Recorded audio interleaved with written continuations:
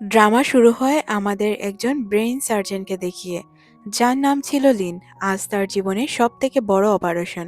এটা যদি সে কমপ্লিট করতে পারে তাহলে সে সাকসেস। সে অনেক কষ্টে তার অপারেশন সাকসেসফুলি কমপ্লিট করতে পারে।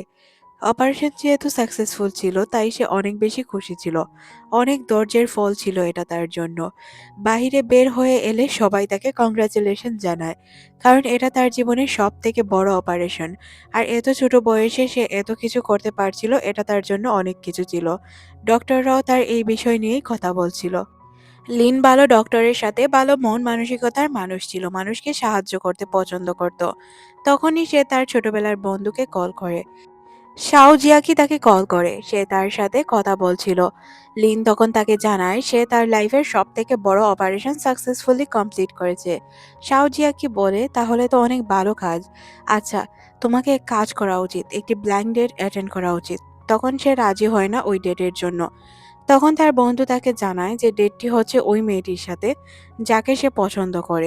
মেয়েটির বাবা অনেক বড় ব্যবসায়ী ছিল, যার কারণে সে অনেক সহজেই রাজি হয়ে যায় আর বলে, আচ্ছা, আমি এখনই বের হচ্ছি ডেটের জন্য।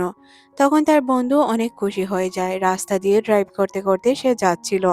তার মনের মধ্যে অনেক খুশি ছিল যে সে ওই জায়গায় যাবে আর মেয়েটির সাথে দেখা করবে। মেয়েটিকে সে পছন্দ করে, সে দেখতে অনেক সুন্দরী ছিল। তখনই তার কার অ্যাক্সিডেন্ট হয়ে যায়। অ্যাক্সিডেন্টে তার অবস্থা খুবই খারাপ ছিল। তাকে দেখে মনে হচ্ছিল হয়তো সে মারাই যাবে। সিন পরিবর্তন হয়, আমাদের নায়িকাকে দেখানো হয় যে কিনা তার ছোট ভাইয়ের সাথে বসেছিল। তার নাম হচ্ছে জিয়ান। জিয়ান বসে বসে যখন বই পড়ছিল তখন তার ভাই তাকে তাদের বিজনেস সম্পর্কে বলছিল, তার বাবার বিজনেস কেমন যাচ্ছে। সে এই নিউজগুলো ইগনোর করে, কারণ তার ভালো লাগছিল না। তখনই দরজায় কেউ নক করে। সে বুঝতে পারে হয়তো তার টিচার চলে এসেছে। তাই সে বলে, আচ্ছা, আমি দেখে আসছি, হয়তো আমার নতুন টিচার। তখন সে দৌড়ে চলে যায় টিচারকে দেখতে। জিন সুন্দর করে দরজা খুলে দেয়। দরজা খুলেই সে হ্যান্ডসাম একজন ছেলেকে দেখতে পায়, যাকে দেখে সে অবাক হয়ে তাকিয়ে থাকে। ছেলেটি আসলেই দেখতে হ্যান্ডসাম ছিল আর তার টিচার ছিল। টিচারের নাম হচ্ছে জিয়াংশু, যে কিনা তার টিচার, তাও আবার হোম টিউটর। সিন পরিবর্তন হয় 2012 সালে। এখানে আমরা জিনকে দেখতে পাই। জিন তার গ্রাজুয়েশন কমপ্লিট করে তার স্কুলের দিকে যাচ্ছিল। সে তার নিজের শহরে আসে।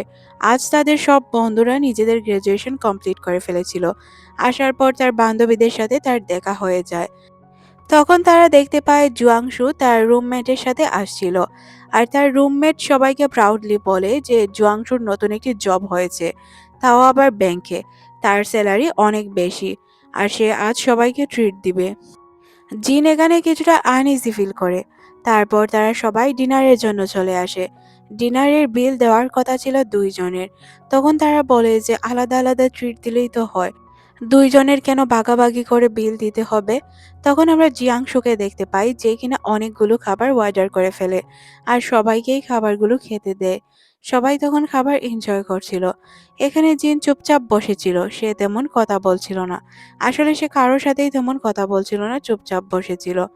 তাদের মধ্যে থাকা এক বান্ধবী একটি জবের বিষয়ে কথা বলছিল।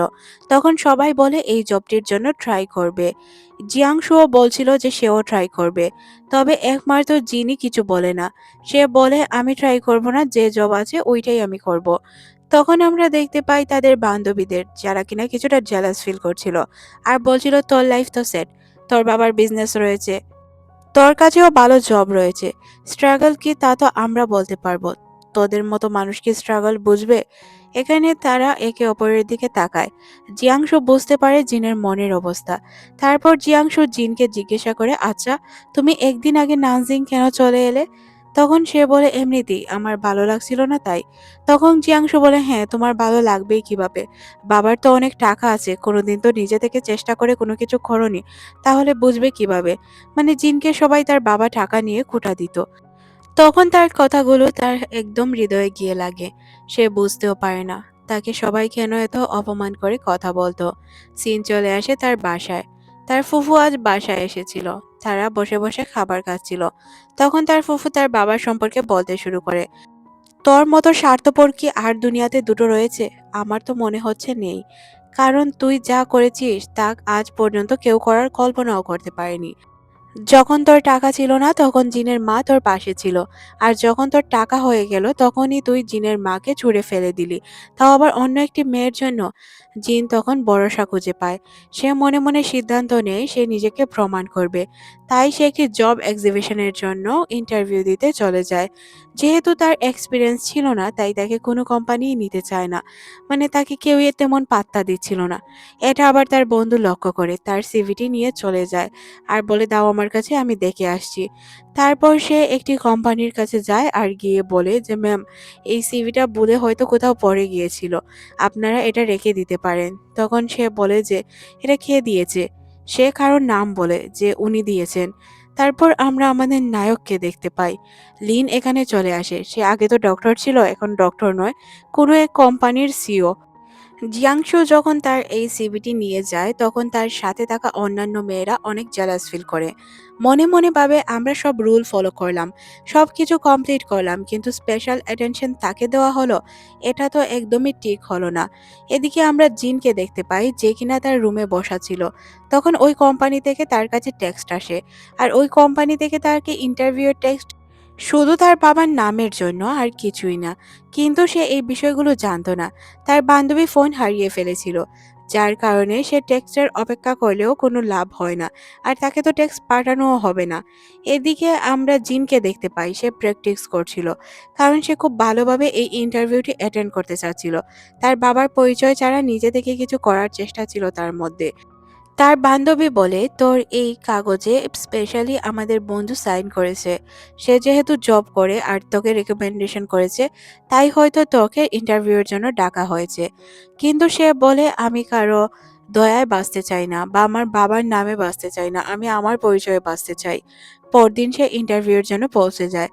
সে জানতোই না ইন্টারভিউ তার জন্য আগে থেকে ফিক্সড করে রাখা হয়েছিল। তাকে যে সিলেক্ট করা হয়েছে এই বিষয়গুলোও তার অজানা ছিল। সে তার মতো করে সুন্দর করে ইন্টারভিউ দেয়। শুধু তার বাবার নামের জন্যই তার জব হয়ে যায়। কারণ যেই কোম্পানিটিতে সে জবের জন্য এসেছিল, ওই কোম্পানি আর তার বাবার কোম্পানি বহু বছর ধরে একসাথে কাজ করে আসছে। অন্যদিকে আমরা সেম কোম্পানিতে একটি মিটিং দেখতে পাই। মিটিংয়ে সবাই বসি নিয়ে কথা বলছিল, বসি দিয়ে তারা কিভাবে লাভজনক ব্যবসা করতে পারবে। এখানে সবাই এক ধরনের মত দিলেও ডক্টর এখানে কিছুটা ভিন্ন ধরনের মত দেয়। হ্যাঁ, সে আগে ডক্টর ছিল, কিন্তু এখন সে এই পেশায় একদমই নতুন। 1 বছর হয়েছে জয়েন করেছে, কিন্তু তার কথাবার্তার ধরন পুরোই উল্টো ছিল। সে তাদেরকে বোঝায় যে বসি বাজারে তেমন একটি চলে না, তাই এই কাজ রেখে আমাদের অন্য কিছু নিয়ে চিন্তা করতে হবে। এই বিষয় নিয়ে যদি আমরা বিজনেস করি তাহলে আমাদের বিজনেস তেমন ভালো এগোবে না। কিছুদিনের জন্য চলতে পারে, কিন্তু সব সময়ের জন্য চলবে না। আমাদের এমন একটি প্রোডাক্ট নিয়ে চিন্তা করতে হবে যেটা সব সময়ই মার্কেটে সাকসেসফুলি চলে। কোম্পানির প্রেসিডেন্ট অনেক বেশি খুশি হয়। এদিকে আমরা জিয়ানকে দেখতে পাই যে কিনা ভার্সিটিতে ছিল, তার বান্ধবীদের সাথে গল্প করছিল যে কিভাবে তার জবটি হয়েছে। তখন তার অন্য একটি বান্ধবী রেগে যায়, কারণ তারও সেম কোম্পানিতে সিভি জমা দেওয়া ছিল, কিন্তু তার হয়নি, এই জন্য তার অনেক বেশি মন খারাপ হয়। কিন্তু সে এই বিষয়গুলো বুঝতে পারে না, কারণ জিয়ান এইসব বিষয় নিয়ে পাত্তাই দিচ্ছিল না। এদিকে জুয়াংশুকে দেখানো হয় যে কিনা তাদের বান্ধবীর বাসায় যায়। তখন ওই মেয়েটি বলে যে, আচ্ছা, তোমাকে কিছু কথা বলার ছিল। এই জবটির জন্য আমাকে কেন কল করা হলো না, তুমি একটু কথা বলে দেখতে পারবে? সে বিষয়গুলো নিয়ে কথা বলে না। এদিকে আমাদের জিয়ানকে দেখানো হয় যে কিনা অন্য একটি কোম্পানি থেকে একটি কল পায়, আর তাকে কল করে জানানো হয় সে এই কোম্পানিতে ইন্টারভিউ দেওয়ার জন্য প্রস্তুত। এটা শুনে সে অনেক বেশি খুশি হয়, কারণ একের পর এক কোম্পানি থেকে তার জন্য জবের অফার আসছিল। কিন্তু সে এখনো জবের জন্য প্রিপেয়ার ছিল না। তখনই তার এক বান্ধবী আসে আর তাকে একটি জায়গায় যাওয়ার কথা বলে। সে মনে করে হয়তো কোনো ট্রিট রয়েছে, কিন্তু সে যাওয়ার পর জানতে পারে এখানে তাকে অপমান করার জন্য ডাকা হয়েছে। অপমান বলতে আমি বলে দেই যে তার যে জবের ইন্টারভিউয়ের জন্য কল এসেছিল, এটা নাকি তার বান্ধবীদের জন্যও ছিল। সে নাকি এটা হাইড করে গিয়েছে, যার কারণে তার বান্ধবীরা আজ পর্যন্ত পরীক্ষা দিতে পারেনি। বান্ধবীরা বললে ভুল হবে, শুধু এই বান্ধবীটা। কিন্তু সে বলে যে না, সে এমনটি করেনি। তাই সে একটি ভুল নাম্বারে কল করে কথা বলার চেষ্টা করে। আর সে যে ভুল নাম্বারে কল করেছিল এটা তার বন্ধু বুঝতে পারে, যার কারণে তার হাত থেকে ফোনটি ছিনিয়ে নেয়। আর কথা বলে জানতে পারে যে সে আসলে ভুল নাম্বারেই কল করেছিল। এটা জানার পর জিনের ইমেজ সবার কাছে অনেক বেশি খারাপ হয়ে যায়। সবাই তার দিকে তাকিয়ে তু তু দিচ্ছিল। তখন সে অনেক বেশি কষ্ট পায়। তার এতটাই খারাপ লাগে যে নিজের বাসায় না গিয়ে সে তার চাচার বাসায় চলে যায়। তার চাচার তো ভাই তাকে জিজ্ঞাসা করে, তুই কি ব্রোকেন? তখন সে কিছু না বলে তার বিছানায় পড়ে কান্না করছিল। সিন পরিবর্তন হয় পরদিন সকালে। পরদিন সে যখন ভার্সিটিতে আসে তখন সে বিষয়গুলো নিয়ে তদন্ত করে। এদিকে আমরা তার ওই বান্ধবীটিকে দেখতে পাই যার নাম ছিল ইয়নজি। ইয়নজি তাকে বলে যে এই ফোনটি আমাকে জিয়ানশু দিয়েছে। ফোনটি সুন্দর না? আমি আমার লাইফের সবথেকে ভালো জিনিস পেয়েছি বয়ফ্রেন্ড হিসাবে তাকে পেয়ে। তারপর আমরা দেখতে পাই তাদের বান্ধবীদের গ্রুপের ডিনার ছিল। সবাই এখানে ডিনার এনজয় করছিল, শুধু ছিল না জিয়ান। জিয়ান যেহেতু ছিল না তাই জিয়ানের কথা কেউ মনেও করে না। কারণ সবাই তো জিয়ানকে ভুল বুঝেছিল। জিয়ান নাকি তাদের এত বড় ক্ষতি করেছে। কিছুক্ষণ পরই জিয়ান এখানে কিছু প্রমাণ নিয়ে আসে। বলে এই হচ্ছে কাগজ যে আমি নির্দোষ, আমি কোনো দোষ করিনি। তারপর সে পেনড্রাইভে করে কিছু রেকর্ড নিয়ে আসে, ওই রেকর্ডারটি তাদেরকে শোনায়।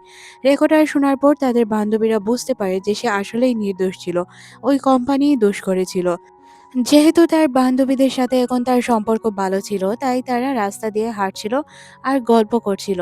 তখন জিয়ান বলে সে একটি কোম্পানি থেকে অফার পেয়েছে কিন্তু এই কোম্পানিতে সে জয়েন করতে চাচ্ছে না। তখন তার বান্ধবীরা তাকে বলে জয়েন করার কথা। সে বলে পরবর্তীতে চিন্তা করে দেখবে। এদিকে আমাদের জিয়ানসুকে দেখানো হয় যে কিনা বসে পড়ালেখা করছিল। তখন এখানে সেনজির মা চলে আসে আর তাকে জানায় যে আচ্ছা বাবা, তোমাকে কিছু কথা বলার ছিল। আমি চাই যে তুমি আমার মেয়েকে বিয়ে করে ফেলো। আমি জানি তুমি তাকে পছন্দ করো, যার কারণে তাকে একটি ফোন দিয়েছো। কিন্তু সে এখানে বুঝতেই পারে না বিষয়গুলো কি। সে ফোন দিয়েছিল এক কারণে, কিন্তু ঘটনা এখানে উল্টো সে ঘটিয়ে ফেলেছে।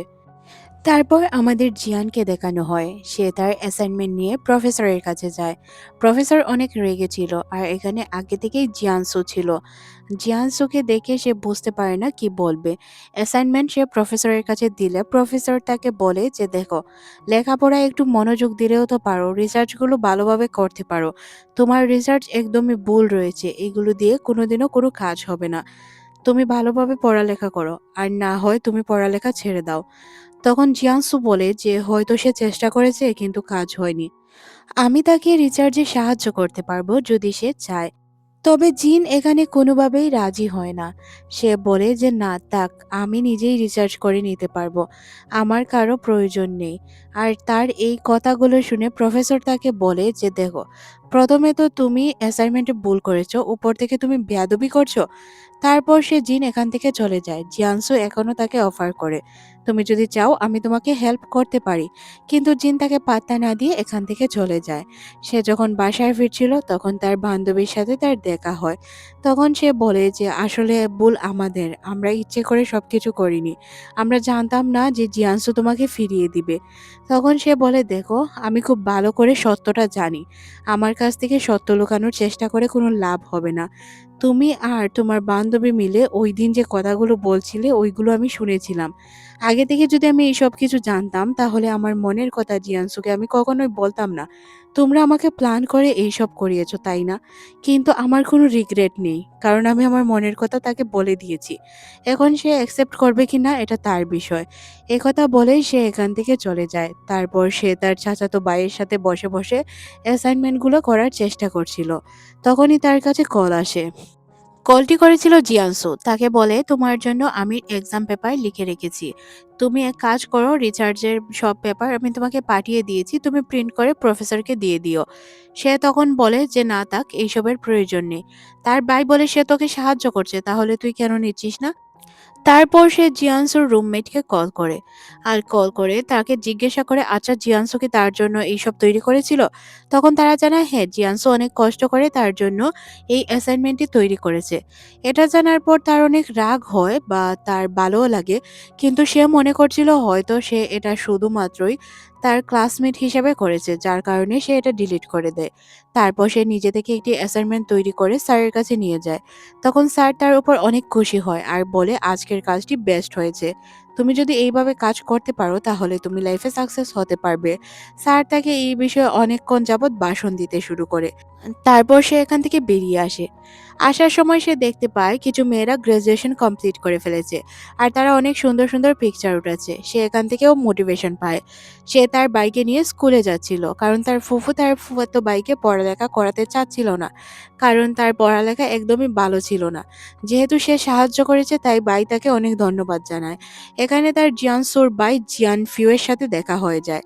জিয়ান ফিউ তার সাথে কথা বলে, তখন তারা একটি খাবার টেবিলে গিয়ে খাবার খেতে শুরু করে। রেস্টুরেন্টে যখন সে খাবার খাচ্ছিল তখন সে বারবার আনইজি ফিল করছিল, কারণ তার ফিভারের কারণে এক্সাম একদমই ভালো হয়নি। তখন সে তাকে বুঝিয়ে বলে, দেখো এমনটা আমার সাথেও ঘটেছিল, যখন আমি ছোট ছিলাম এক্সাম দিয়েছিলাম তখন এক্সাম ভালো হয়নি। আজ যেহেতু জিয়ানসুর ভাইয়ের এক্সাম ছিল তাই সে এখানে আসে, রেস্টুরেন্টে বসে কিছু খাবার অর্ডার করে। জিন যেহেতু ওই দিন রাতে ট্রিট দিয়েছিল তাই সে এই ট্রিটটি রিটার্ন করতে চায়, যার কারণে সে তার জন্য কিছু খাবার অর্ডার করে। এদিকে আমরা জিনকে দেখতে পাই সে তাকে ইগনোর করছিল আর মনে পড়ে যায় তার অতীতের কথা, যখন সে তার কাছ থেকে টাকা নিয়েছিল।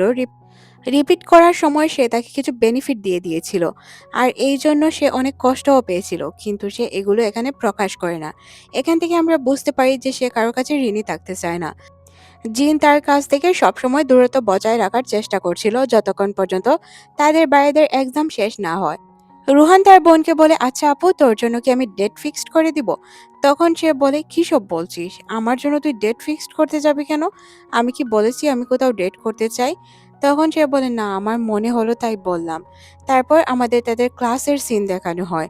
ধীরে ধীরে তাদের ক্লাস শেষের দিকে ছিল, সবাই এখন তাদের মতো করে সবকিছু গুছিয়ে নিবে আর সবাই চলে যাচ্ছিল এক্সাম হলে।